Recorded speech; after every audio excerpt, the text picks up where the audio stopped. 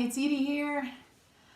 I help stressed out people own their lives through walking with them through developing powerful self-care strategies, also known as habits. One of my earliest memories is when I was about 3 years old.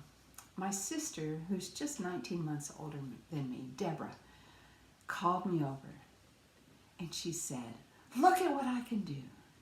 We were standing next to the doorway and I stepped back as she stretched up. She stretched up, she stretched up, she stretched up, she stretched up, she stretched up, and she turned on the light. Yay!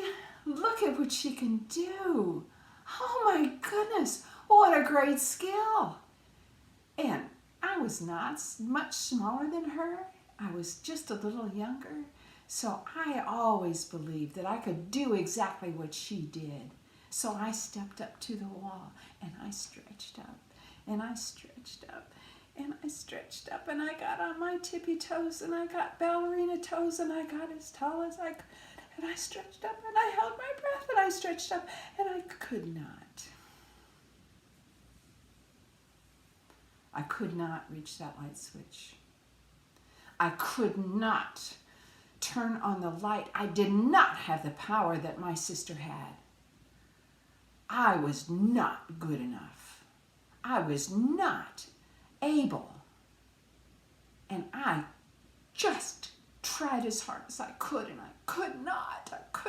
And that meant that I wasn't good enough, and it meant I wasn't able, and it meant that there was no hope. Now I look at that and it's like, is that true?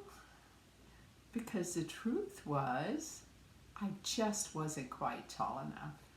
I did keep trying, and now I can turn on the light switch anytime I want to. It is so awesome.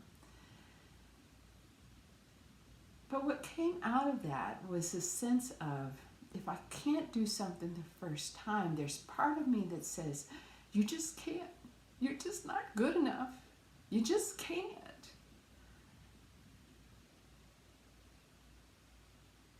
I wonder how much that's held me back over the years. Do you have something like that that goes on in your head? Because the truth is that when we first start to try something new, often we can't. We can't. And we don't have enough skill. We don't have the capability. We haven't grown into it.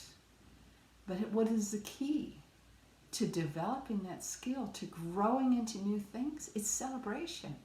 It's recognizing that we're trying, and it's choosing to continue to try. Now, it's easier to continue to try when we celebrate with somebody else, when we have a witness, when we have someone else who's saying, yes, you can do this, or keep trying, or yes, I love it that you're trying.